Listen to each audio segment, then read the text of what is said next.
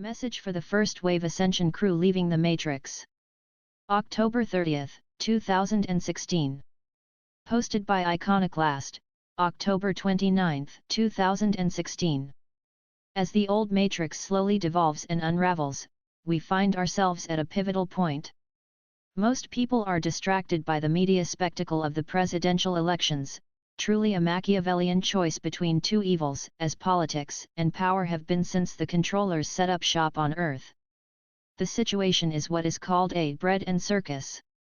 A phrase used by a Roman writer to deplore the declining heroism of Romans after the Roman Republic ceased to exist and the Roman Empire began, two things only the people anxiously desire, bread and circuses. The government kept the Roman populace happy by distributing free food and staging huge spectacles. But the real choice, a truly magnificent choice, is before us, and it is one that we make in every moment of every day, with every thought and with every emotion. Do we want to live in the hell of the Matrix or the heaven of Eden? The masses have no choice, they have no real free will, for you cannot have free will if all your energy is being used to support the Matrix. The Matrix depends upon the contribution of every human's negative energy to recreate itself on a daily, minute-by-minute basis. The negative energy isn't thoughts, it's emotions, fear-based emotions. The controllers and global elite do not want you to succeed in breaking away and gaining personal freedom. But they will let you go because you represent change, you are a virus in the body of the Matrix. You are here to change this prison planet from the inside out. They don't want that, so they will let you go, but they are determined to keep as many people from knowing the truth as possible, that the Matrix is a holographic game that feeds upon the lower consciousness of fear. The drama of the old Matrix is the perfect ploy to keep us down, the presidential election, your bills/debt, insurance, politics, drama, etc. are all fear-based, and therefore support the Matrix. Even fighting the Matrix supports it because fighting engenders resistance, which is just another form of fear. The controllers invade Eden. The controllers installed a fear-based consciousness in the human population, and ran an insidious propaganda program that made the controllers the top of every hierarchy, supported by the thoughts and emotions of the populace as the humans descended deeper and deeper into the density of darkness. The superconscious of the hapless humans could no longer communicate with them through the density of the human's unconscious state, the lower vibration of fear and hate. The people of Earth still dimly remembered the paradise of connection they once had with the planet and with their own divine nature. Their myths told them that Eden was a legendary place that was no longer accessible for them, because they had sinned. But they had merely forgotten to live by the universal laws. Instead they lived according to the controllers' precepts of exploitation, greed, and separation. The matrix of the controllers ensured that anyone with the hubris to remember or live the universal principles was effectively removed from the earth and thus unable to spread the contagion of freedom.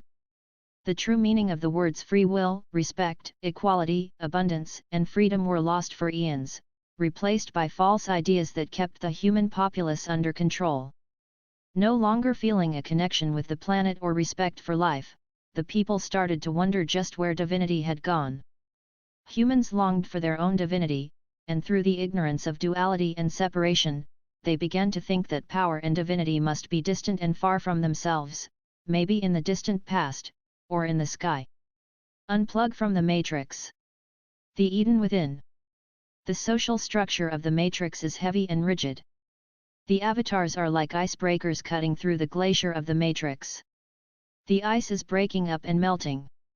And just as water is a higher vibrational state than ice, we are rising in frequency. As we rise, we experience purer frequencies. When we surrender to the purest expressions of love that flow around and through us, we start to remember what we are, containers of awareness that hold the frequencies that make worlds.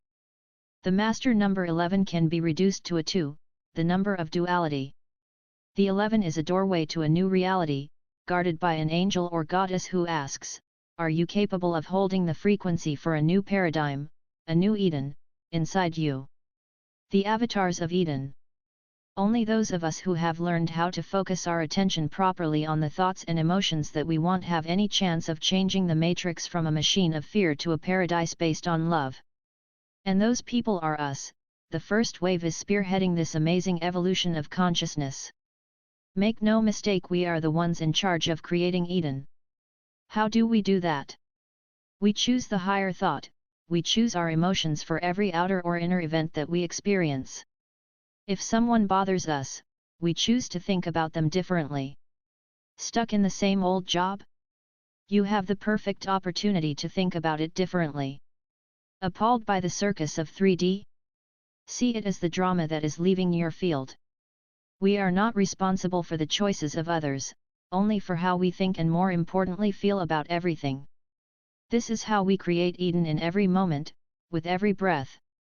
We were chosen for this job. Now it is time for us to be fully conscious. Know that we are creating Eden. Know that the first wave is creating Eden with us. Allow others their path. Step aside, allow the matrix to collapse, and let Eden come to you. Copyrighted material. All rights reserved. Please share. You may copy and redistribute this material so long as you do not alter or edit it in any way.